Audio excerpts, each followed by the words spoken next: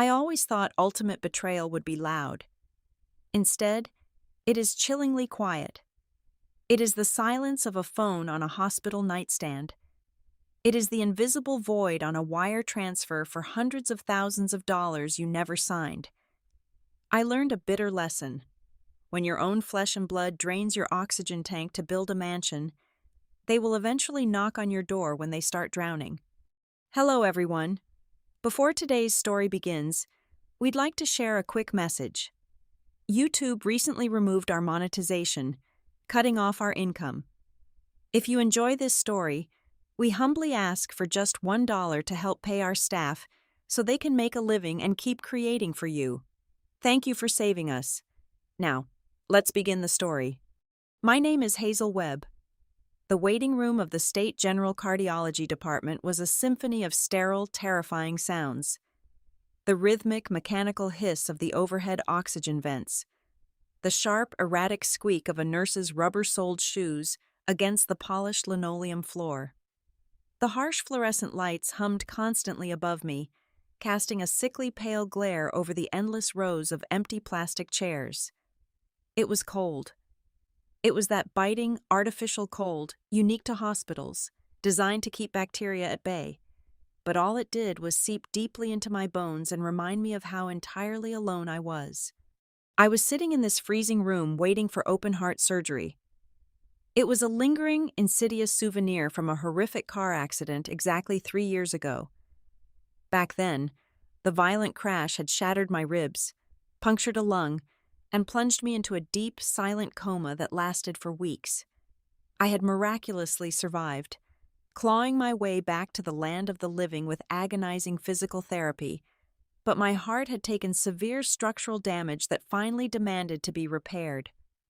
This was not a minor, outpatient procedure. They were going to saw open my chest cavity, temporarily stop my heart, and trust a whirring bypass machine to keep my brain alive while they fixed my failing valves. My parents had promised they would be here. "We will be right there, sweetheart," my mother had said the night before, her voice dripping with that soothing maternal warmth I had foolishly learned to rely on over the years. "We will be sitting right next to you at 6 o'clock in the morning. We are going to hold your hand right until the doctors put you under anesthesia." But the large digital clock mounted on the wall across from me now read 7:15 in the morning. I had spent the last hour and 15 minutes staring at that clock, watching the bright red numbers flip over, feeling a slow, creeping dread settle heavy in my stomach. I had called my mother's cell phone. It went straight to voicemail. I had called my father's phone. It went straight to voicemail.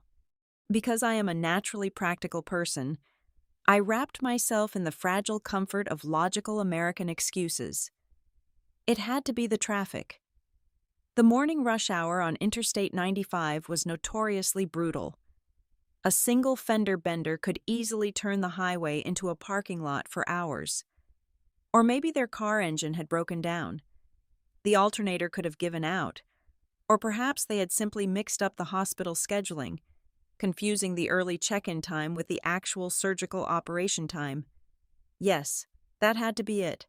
I told myself they were frantic right now, stranded on the dirty shoulder of the highway, desperately trying to find a way to get to their daughter who was about to be cut open. Desperate for a distraction from the heavy, suffocating anxiety building in my chest, I pulled my phone from my thin hospital gown pocket. My thumb instinctively opened a social media app to look at mindless photos.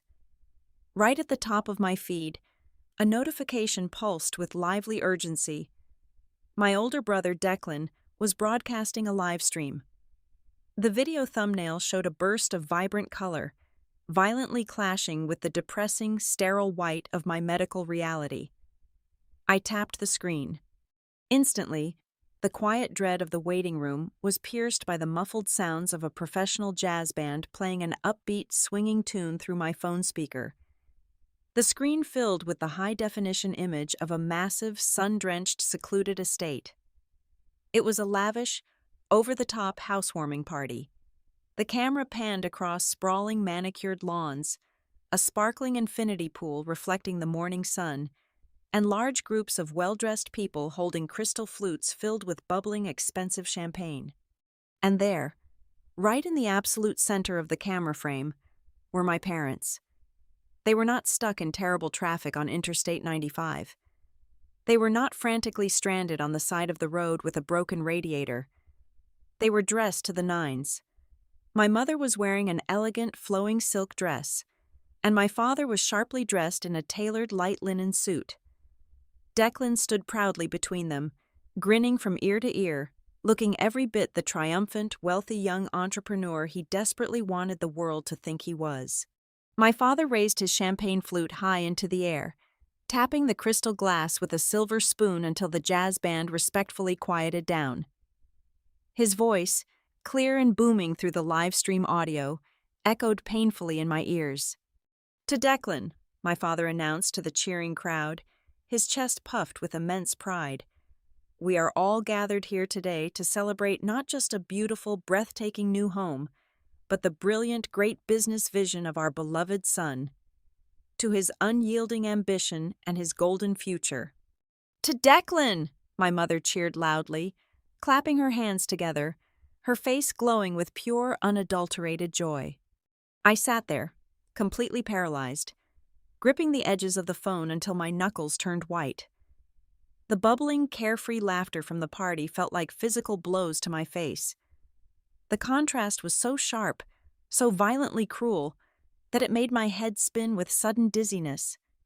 My parents were raising glasses of champagne to real estate while I was sitting under fluorescent lights, waiting for a surgeon to hold my heart in his hands. They had actively chosen a shallow ribbon-cutting ceremony over their own daughter's potential final waking moments. The live stream continued playing, the joyous music swelling louder, while the harsh, terrifying reality of my existence collapsed entirely around me. Then, the heavy wooden double doors of the pre-operation area swung open. A nurse dressed in dark blue scrubs stepped out, holding a silver metal clipboard against her chest. She scanned the empty plastic chairs before her sympathetic eyes landed directly on me, sitting solitary and trembling in the corner. "Hazel Webb," she called out, her tone gentle but strictly professional. "We are ready for you now." I pressed the power button, locking my phone screen.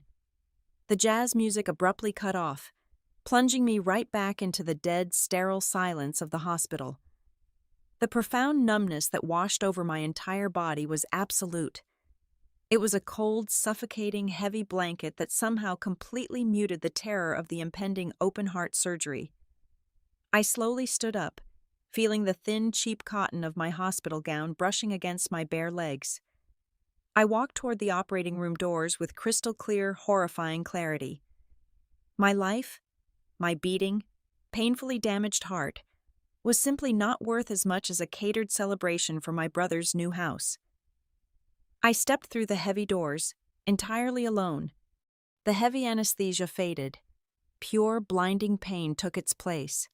A brutal, agonizing ache radiated from the very center of my surgically repaired sternum. I spent 5 agonizing days recovering in the intensive care unit. 5 days of exhausted nurses checking my vital signs around the clock. 5 days of forced, painful breathing exercises designed to keep fluid out of my lungs. I did not receive a single visitor. On the morning of my medical discharge, I carefully dressed myself in loose clothing, gritting my teeth against the sharp pulling of my fresh stitches. I slowly walked out of the sliding hospital doors completely alone. I hailed a yellow taxicab. The bumpy ride back to my apartment cost $45. I paid the driver in crumpled cash. As I finally unlocked my front door, my phone vibrated in my pocket. A single text message from my mother illuminated the screen. "Hope the surgery went well. We are very busy setting up Declan's house. Get some rest." That was the entire message. No phone call, no hospital visit, just 15 careless words. 2 weeks passed in total isolation. The physical healing process was incredibly slow, but my mind remained razor-sharp. I refused to wallow in self-pity. Instead, I logged back into my remote work server. I am a senior data analyst at Ethelgard Logistics, a massive global transportation technology corporation. It is a highly demanding, intensely stressful career, but it pays an incredibly lucrative salary. I aggressively buried myself in complex spreadsheets, predictive data models, and global supply chain projections. Corporate work was a predictable safe haven. Complex numbers always made perfect sense. Toxic families did not. Then, the expected medical bills began arriving in my mailbox. Thick, threatening envelopes bearing the harsh logos of the hospital billing department. The out-of-pocket costs were absolutely astronomical. My corporate health insurance covered a large portion of the surgery, but the remaining balance was staggering. Close to $90,000 in specialized surgical fees, extended facility charges, and anesthesiology copays. I did not panic.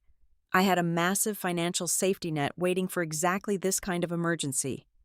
3 years ago, the reckless driver who hit my vehicle was held completely liable in civil court. His massive insurance company paid out a monumental personal injury settlement. I had placed every single penny of that compensation money into a highly secure, high-yield trust fund. It was exclusively meant to cover my lifelong future medical needs. It was the literal price tag of my profound physical suffering. I opened my work laptop. I confidently navigated to my secure banking portal. I typed in my secure username. I carefully typed my complex, multi-character password. I clicked the blue login button. The screen displayed a loading circle. I navigated directly to the private trust account dashboard. I blinked. I blinked a second time. I leaned closer to the glowing screen, my damaged heart skipping a painful beat. The numbers on the screen refused to change. The total account balance read $312.45. Empty. My secure trust fund was entirely empty. Hundreds of thousands of dollars had simply vanished into thin air. My chest began to pound violently. My breathing turned incredibly shallow, aggravating my healing surgical wounds. I grabbed my cell phone with shaking hands. I immediately dialed the premium fraud department line for my financial institution. A robotic recorded voice instructed me to wait for the next available agent. The mandated hold music was a smooth, upbeat jazz track. It sounded exactly like the live band playing at Declan's lavish housewarming party. I felt a wave of violent nausea wash over me. Finally, a human representative answered the line. "Thank you for calling. How can I assist you today?" the man asked. "My private trust account is completely empty," I gasped, fighting the searing physical pain in my chest. "All my settlement money is gone. There has been a massive banking error or a terrible financial fraud." I heard the rapid, sharp clicking of a mechanical keyboard on the other end of the line. "Miss Webb, let me quickly verify your identity for security purposes." I rapidly recited my social security number, my exact date of birth, and my mother's maiden name. "Thank you for that information," the representative said, his tone shifting into something far more serious. "I am looking at your complete transaction history right now. There was a massive outbound wire transfer initiated exactly 4 weeks ago. The funds cleared exactly 1 day before your scheduled medical procedure. The transfer amount was for the entire account balance minus a few $100s. It was formally categorized under the memo line as venture capital investment. I did not authorize that transfer," I stated with absolute terrifying firmness. "I was preparing for major open-heart surgery. I did not sign a single financial document. You need to reverse this transaction immediately. This is grand larceny." More rapid keyboard clicking echoed through the phone speaker. "Miss Webb, the massive wire transfer was entirely legally authorized," the man replied, his voice tightening with strict professional caution. "It was signed and fully executed in person at our main downtown branch. The authorizing signature belongs to your mother." The air violently rushed out of my lungs. "My mother?" I whispered into the receiver. "Yes, ma'am. We have a fully active, legally notarized, durable power of attorney document on file. It explicitly grants her comprehensive medical and total financial control over all your personal assets. It was officially established 3 years ago during your documented medical incapacitation. 3 years ago. The terrifying coma. The agonizing, silent weeks when I was helplessly hovering between life and death on a mechanical ventilator. The hospital administration had legally required someone to make life or death decisions on my behalf. My mother was quickly appointed. When I finally woke up, when I painfully dragged myself through a brutal year of physical therapy, when I aggressively rebuilt my independent life and my high-level career at Ethelgard Logistics, I was so focused on sheer survival that I simply forgot. I forgot to officially revoke the durable power of attorney. I had carelessly left the master keys to my financial vault resting comfortably in the greedy hands of the woman who birthed me. She took it, I said, the bitter words tasting like dry ash in my mouth. Is there anything else I can legally assist you with today, Miss Webb? No, I replied softly. I hung up the phone. I sat perfectly still, staring blankly at the white wall of my quiet apartment. The chaotic pieces of the puzzle aggressively locked into place with terrifying precision.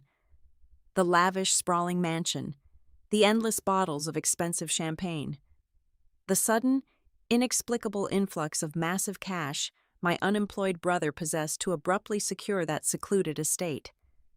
They did not just casually abandon me at the hospital to die alone. They intentionally robbed me blind. They ruthlessly siphoned the blood money directly from my broken, comatose body to heavily fund his pathetic golden boy fantasy. The agonizing physical pain in my stitched chest was absolutely nothing compared to the absolute freezing ice rapidly forming in my veins. The drive to my parents' apartment took exactly 45 minutes. My chest throbbed with a dull, rhythmic ache, a constant physical reminder of the surgical staples holding my sternum together. I held a thick manila envelope tightly against my steering wheel. Inside was a freshly printed 12-page bank statement detailing the complete drainage of my life. Their apartment building was a stark contrast to the sprawling, sun-drenched estate I had seen on the live stream. It was a perfectly fine, aggressively average middle-class complex with peeling beige paint and a constantly broken elevator. I slowly climbed 2 flights of stairs, focusing entirely on breathing through the sharp physical pain. I stood in front of unit number 204. I pulled my phone from my pocket. I opened the voice memo application. I pressed the red record button. I slipped the phone back into my deep coat pocket and knocked firmly on the wooden door. My mother answered. She was wearing a faded floral apron, a stark departure from the elegant silk dress she wore at the housewarming party. Her eyes widened slightly when she saw my pale face, but the surprise quickly melted into an expression of profound annoyance. "Hazel," she said, letting out a heavy, dramatic sigh, "you really should have called first. Your father is watching the golf tournament, and we are expecting Declan for an early dinner." "I am not here for dinner," I said. My voice was incredibly hollow. I pushed past her, stepping into the cramped living room that smelled faintly of old carpet and roasted chicken. My father looked up from his worn leather recliner. He paused the television, his face tightening with immediate defensive hostility. "What is the meaning of this?" my father demanded, crossing his arms over his chest. "You storm in here after ignoring your mother's text message for 2 weeks. Is this how you treat your family after we prayed so hard for your recovery?" I did not raise my voice. I did not scream. I calmly opened the manila envelope and placed the 12-page bank statement directly onto the scratched wooden coffee table. "Where is the money?" I asked flatly. My mother walked over, wiping her hands on her apron. She barely glanced at the papers. She did not look shocked. She did not look ashamed. Instead, she stood up straighter, adopting the haughty, indignant posture she always used when she was about to twist reality into an unrecognizable knot. "We had to make an executive family decision," my mother stated smoothly, as if she were discussing a minor change to a grocery list. We temporarily borrowed those funds, Hazel. It is not missing. It is safely invested. You stole it, I replied, maintaining unbroken eye contact. You used a medical power of attorney to drain my private trust fund one day before I was cut open. Oh, stop being so theatrical, my father scoffed loudly from his recliner. He waved a dismissive hand in the air. Nobody stole anything. Your brother had the absolute opportunity of a lifetime. That massive property was going into foreclosure. It was a one-time cash deal. He needed a massive bridge loan to secure the estate, complete the luxury renovations, and flip it for a huge profit. It was his only chance to finally change his life and build a real legacy. His legacy? I asked, the sheer absurdity of the statement making my chest tighten painfully. You funded his legacy with the compensation money for my shattered ribs and punctured lungs? Do not use that victim tone with us, my mother snapped, her voice rising to a shrill pitch. You are being incredibly selfish. You sit up there in your fancy corporate high-rise working for Ethelgard Logistics. You make an exorbitant six-figure salary. You are single. You have absolutely no dependents. You have premium corporate health insurance. That settlement money was just sitting in a bank account doing absolutely nothing. It was dead weight. Your brother is out there grinding every single day, trying to build a startup from the ground up, and you are aggressively hoarding wealth like a dragon. I stared at the two people who raised me. The psychological gaslighting was so dense, so perfectly rehearsed, it felt physically suffocating. They had convinced themselves that robbing their damaged daughter was a righteous act of familial wealth redistribution. I needed that money to pay for the massive surgical bills that my insurance did not cover, I stated clearly, ensuring the hidden phone in my pocket captured every single syllable. I have roughly $90,000 in outstanding medical debt. You left me with absolutely nothing. You can easily put that on a monthly payment plan, my father countered effortlessly, not missing a beat. Ethelgard Logistics gives you massive annual bonuses. Do not act like you are starving in the streets. You are a highly capable, independent woman. Declan needed our help. The front door suddenly clicked open.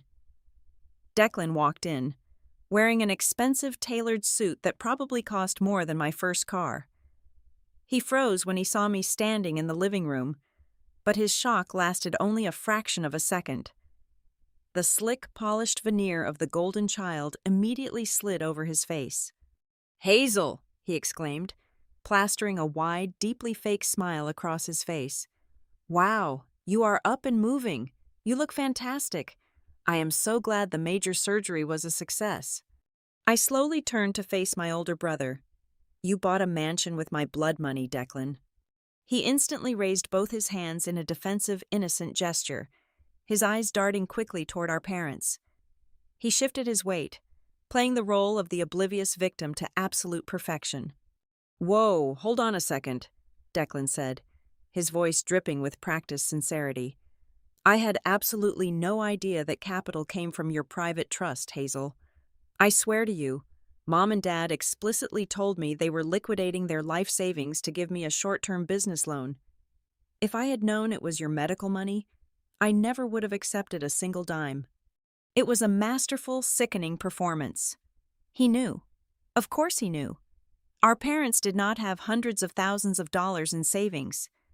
They had spent their entire lives living paycheck to paycheck, heavily funding his failed business ventures and bailing him out of endless credit card debts. "But listen to me," Declan continued smoothly, stepping closer and lowering his voice into a calming, professional pitch. "The capital is completely locked into the real estate asset now. I cannot just magically pull it out, but I am a man of my word. Once the extensive renovations are fully complete and I sell the property to a major buyer, I will pay you back every single cent. In fact, I will give you a guaranteed 5% interest rate for your trouble. You will actually make a profit on this. We are family, Hazel. I always take care of my family." I looked at him. I looked deeply into his charming, completely empty eyes. Then, I remembered the live jazz band. I remembered the perfectly manicured lawns, the endless expensive champagne, and the large crowd of wealthy, well-dressed people at his lavish housewarming party. The pieces slammed together in my mind with horrifying clarity. Declan had no intention of selling that property. The extravagant party was not a celebration of a purchased home. It was a highly orchestrated theatrical stage. He had used my money to secure the luxurious backdrop so he could aggressively pitch his imaginary business empire to a fresh crowd of wealthy investors. The mansion was just a giant, expensive billboard for a hollow shell company. He was using my exact settlement funds as the foundation for a massive financial scam to lure more victims. 5%, I repeated quietly, letting the spoken words hang in the stale apartment air. Exactly, Declan smiled, falsely believing he had easily diffused the entire situation. See, it is a solid financial investment. Just give me a little time to work my magic. You should be thanking your brother, my mother added, crossing her arms smugly. He is actively growing your wealth while you are standing here throwing a childish temper tantrum. I did not argue. I did not scream. I did not shed a single tear, because crying requires a heart that is not entirely frozen solid. The people in this room were not my family. They were ruthless parasites who had finally shown me their true monstrous faces. I understand completely, I said. My voice was eerily calm, devoid of all emotion. I picked up the thick manila envelope from the coffee table. I turned around and walked straight out the front door. I did not look back as I descended the stairs. I reached into my coat pocket and stopped the voice recording. It was 22 minutes and 14 seconds long. I saved the audio file directly to my secure cloud server. The toxic facade had completely shattered, but they had absolutely no idea what kind of silent war they had just started. 4 complete months evaporated into the crisp autumn air. I built an impenetrable fortress of silence around my life. I permanently blocked their phone numbers, filtered their emails directly into the digital trash bin, and ignored the occasional pathetic voicemail left from unknown burner phones. My physical body healed slowly but surely. The agonizing ache in my chest dulled into a manageable phantom throb. I threw myself violently into the corporate machinery of Ethelgard Logistics. I practically lived inside predictive supply chain models and massive data sets, earning an aggressive promotion that came with a heavy, satisfying salary increase. Every extra dollar I made went directly toward aggressively paying down my mountain of outstanding medical debt. I was surviving. I was thriving. Meanwhile, miles away from my quiet apartment, the grand theatrical stage of my brother's life was violently catching fire. The first heavy domino to fall was municipal. The sprawling, sun-drenched estate he had purchased was located in a strictly protected historical district. Declan, in his infinite, arrogant wisdom, had completely bypassed the City Planning Commission to rush his luxury renovations. City inspectors arrived unannounced on a Tuesday morning. They found unpermitted structural demolition, illegal plumbing expansions, and severe violations of local environmental zoning laws. Within 24 hours, bright red stop-work orders were aggressively stapled to the massive oak front doors. The entire luxury renovation was legally suspended indefinitely. The massive property became a dead, rotting anchor pulling him down. The second domino was federal, and it fell with devastating bureaucratic precision. The United States Internal Revenue Service does not casually ignore a sudden, massive influx of undocumented cash. They launched a comprehensive, aggressive audit of Declan's newly registered shell company. The federal agents looked at his disorganized financial ledgers and immediately flagged the massive wire transfer from my trust account. Because Declan had hastily labeled the stolen funds as venture capital investment to secure his secondary bank loans, the Internal Revenue Service classified the entire amount as undeclared corporate income. Even worse, because there was absolutely no legitimate paper trail linking his shell company to any real venture capital firm, the federal auditors slapped a terrifying label on his official file. They formally flagged the transaction for exhibiting clear signs of money laundering. The third domino was purely financial. Banks are notoriously skittish creatures. When the massive commercial lender financing Declan's ongoing construction heard the terrifying whispers of an active federal money laundering investigation, they instantly panicked. The bank aggressively initiated a risk mitigation protocol. They completely froze his corporate accounts. They froze his personal checking accounts. They permanently suspended his remaining credit lines. The bank compliance officers strongly suspected that the initial massive cash deposit used to secure the estate was illicitly obtained funds. Declan's entire paper empire evaporated overnight. He had absolutely no liquid cash, a massive frozen asset he could not legally touch, and the terrifying shadow of the federal government breathing directly down his neck. The crushing weight of American legal reality finally caught up to my parents on a freezing, violently rainy Tuesday night. It was approaching 11 o'clock. I was sitting on my living room sofa, nursing a warm cup of herbal tea, watching the heavy rain violently lash against my living room windows. Then, the sharp, sudden buzzing of my apartment intercom shattered the quiet peace. I ignored it. It buzzed again, longer and far more desperate this time. I walked to the security monitor and pressed the camera button. Standing on the concrete stoop of my building, completely drenched by the freezing downpour, were my parents. They had somehow bypassed the broken outer security gate. My father was desperately leaning against the wet brick wall, gasping heavily for air. My mother was clutching a thick, clear plastic folder tightly to her chest, desperately trying to protect a stack of documents from the heavy rain. The haughty, indignant arrogance they had weaponized against me 4 months ago was completely gone. The smug confidence that allowed them to casually steal my blood money had been entirely violently washed away. They looked tiny. They looked incredibly fragile. Most importantly, they looked absolutely terrified. I pressed the heavy unlock button. I did not do it out of pity. I did it because I wanted to look directly into their eyes as the absolute reality of their horrific actions crushed them. 2 minutes later, a frantic, chaotic knocking hammered against my front door. I unlocked the heavy metal deadbolt and pulled the door open. Water aggressively dripped from my father's soaked winter coat onto my clean hardwood floor.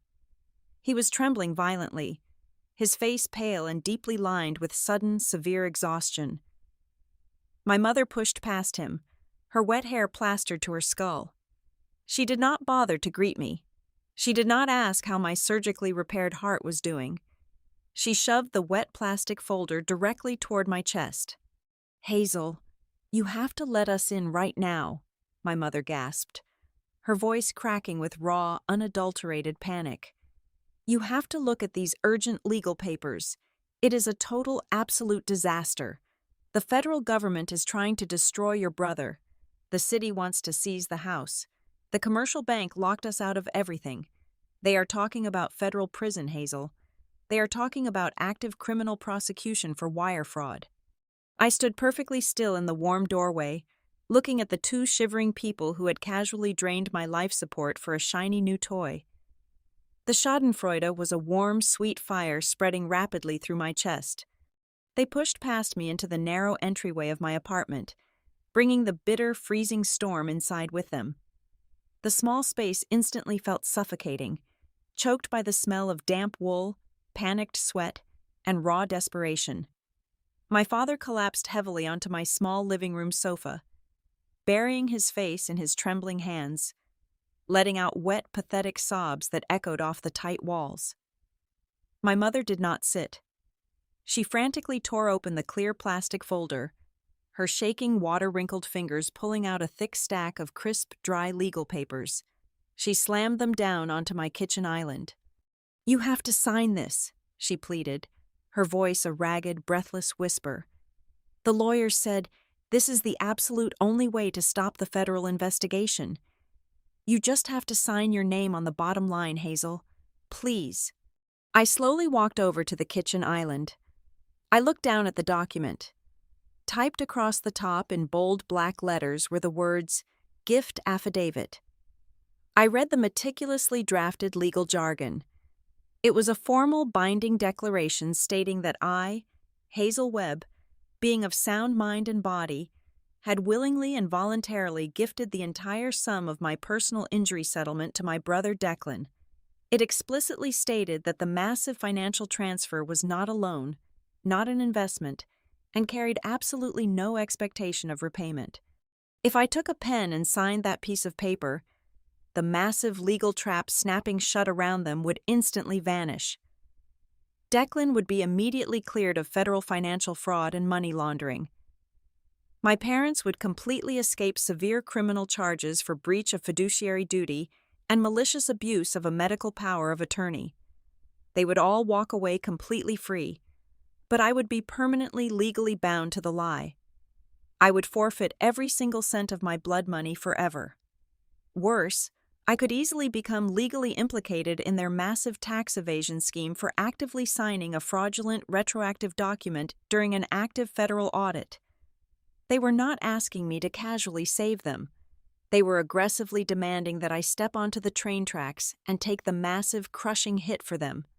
Before I could speak, the front door violently banged open again. Declan rushed into the apartment. The immaculate, wealthy entrepreneur disguise was completely shattered. His expensive designer suit was soaking wet and deeply wrinkled. His eyes were bloodshot and wild with animalistic panic. He saw me standing over the legal documents and immediately aggressively closed the distance between us, bringing his frantic, heavy breathing right into my personal space. "Did you sign it?" Declan demanded loudly, his voice cracking with intense, ugly fear. "Tell me you signed the damn paper, Hazel. The federal agents are literally threatening to seize my personal bank accounts tomorrow morning. I am entirely ruined. They are going to put me in a federal cell." I looked at him, completely silent. My quiet calmness drove him into a frantic rage. "Do not just stand there and stare at me," Declan yelled, slamming his hand aggressively onto the kitchen counter. "This is not a joke. This is my entire life on the line. You cannot let your own flesh and blood go to prison over a few dollars. It is just money, Hazel. You make plenty of money at your corporate job. I am your brother. You owe me this." A few dollars. He had casually reduced the massive financial equivalent of my shattered ribs, punctured lungs, and severe heart damage to a minor inconvenience. He was screaming directly in my face, aggressively using the sheer biological accident of our shared DNA as a blunt weapon to force me into total submission. My mother lunged forward. She violently grabbed my right hand. Her skin was freezing cold and damp. The physical contact sent a violent, repulsive shockwave up my arm, but I did not pull away. I let her hold my hand, waiting to see exactly how deep the toxic manipulation went. She stared up at me, her eyes swimming in massive, desperate tears, playing the role of the ultimate heartbroken matriarch. "Hazel, please," my mother wept openly, tightly squeezing my fingers until it physically hurt. "We made a terrible, stupid mistake. We were just trying to help your brother succeed. But we are a family. We are a family. I promise I will make it up to you. Just sign the paper. Save us. I promise I will make it up to you." The exact words. The identical, hollow combination of syllables she had spoken into my cell phone exactly one night before my chest was sawed open. The profound, sickening irony of her repeating that specific, empty promise hung heavily in the suffocating air of my apartment. I slowly looked down at the typed gift affidavit resting on the kitchen counter. Then, the walls of my warm apartment seemed to entirely dissolve. I was violently pulled back in time. I was no longer standing in my kitchen. I was lying flat on my back, staring completely blankly at a sterile, bright white hospital ceiling. I vividly felt the brutal, agonizing rhythm of my damaged heart struggling to beat after the intense bypass machine was finally turned off. I felt the deep, biting cold of the recovery room seeping directly into my bones. And I clearly saw the cheap blue plastic chair sitting directly next to my hospital bed.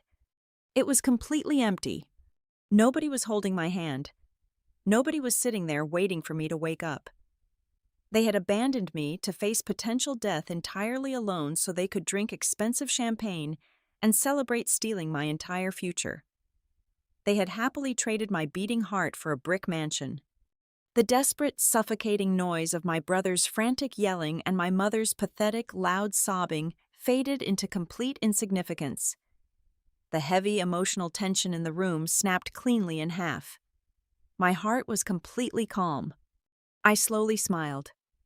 It was a very small, incredibly quiet smile. I deliberately pulled my freezing hand out of my mother's tight, desperate grip. I reached out with my right index finger and gently pushed the crisp, white gift affidavit. It slid across the smooth granite surface of the kitchen island, slipped over the edge, and fluttered completely silently down to the hardwood floor. My mother gasped, stepping back as if I had physically struck her. Declan stared at the fallen paper, his jaw unhinging in pure shock. I did not look at the paper. Instead, I calmly reached down into my black leather work briefcase resting against the stool. I pulled out a thick, heavy envelope. It bore the embossed, silver corporate seal of the legal department of Athelgard Logistics. I extended my arm and pressed the heavy envelope firmly into Declan's wet, trembling hands. "What is this?" Declan stammered, looking down at the corporate seal. "You actually thought I spent the last 4 entire months just quietly healing?" I asked, my voice completely steady and cold. "You thought I was just sitting alone in my apartment, passively accepting that you stole hundreds of thousands of dollars from my broken body?" I watched their terrified eyes dart back and forth. "I work for a massive global corporation, Declan. Ethelgard Logistics retains some of the most aggressive, ruthlessly efficient corporate attorneys in this entire country. 3 full months ago, I retained their senior fraud counsel. I formally filed a comprehensive bank fraud complaint regarding the forged transfer. But that was just the beginning." My father stood up from the sofa, his face turning an alarming shade of gray. "I am a senior data analyst," I continued relentlessly. "I process massive financial algorithms for a living. Tracing your sloppy, pathetic paper trail was incredibly easy. I bundled every single fraudulent wire transfer record, every forged signature document, and the complete title deed to your historical district mansion." I took a slow, deliberate step forward, forcing Declan to step back against the door. "Then, I anonymously mailed that comprehensive data packet directly to the regional director of the Internal Revenue Service." I looked directly into my brother's terrified eyes. "There is absolutely no terrible bureaucratic mistake for you to fix. There is no misunderstanding to save you from. I lit the match that burned down your housewarming party." The silence in the room was absolute. It was not a peaceful silence. It was the horrifying, deafening silence of 3 people simultaneously realizing they had walked directly into an execution chamber. They had not come here to beg for a simple signature from a passive victim. They were on their knees begging for mercy from the exact architect of their total destruction. "You," my mother whispered, her voice completely hollow, entirely stripped of its manipulative warmth. "You did this to your own family. You did this to yourselves the exact moment you decided my beating heart was worth less than a real estate investment," I replied smoothly. "Now, get out of my apartment." Declan tried to open his mouth, perhaps to scream, perhaps to plead again, but I cut him off instantly. "Get out right now, or I will call the police and have you arrested for trespassing before the federal agents even get to you tomorrow morning," I commanded. "Do not ever contact me again. Do not call. Do not write. As of this exact second, you are entirely dead to me." They stumbled backward. The fight was completely drained out of them. They looked like empty, wet ghosts. Declan opened the front door, and the 3 of them slowly shuffled out into the freezing, violent rain. They did not say a single word. I firmly closed the heavy door. I locked the deadbolt. I slid the metal chain into place. I walked back into my quiet living room, picked up my favorite ceramic mug, and poured myself a fresh cup of warm herbal tea. Exactly 1 full year later, the air was warm. I stood on the spacious, sun-drenched balcony of my brand-new luxury penthouse apartment. My career had skyrocketed. My physical health was entirely restored. Underneath my silk shirt, my repaired heart beat with a strong, steady, powerful rhythm.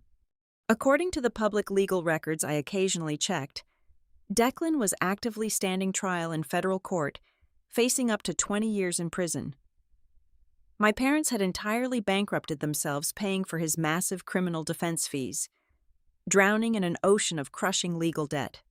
I took a slow, deep breath of the fresh morning air. The sky was a brilliant, cloudless blue. I smiled, feeling a profound, absolute sense of peace. I had finally surgically removed the most toxic, malignant tumors from my entire life. I was completely free. Thank you so much for listening to today's story. We hope you enjoyed it. As an ad-free channel, your support is what keeps us alive. Please support Haley Revenge Stories with just $1 via the QR code on the screen, or click the link in the description box or pinned comment. Also, we would love to connect with you. Please leave a comment telling us which city or state you are listening from. Thank you for standing with us, and see you in the next stories.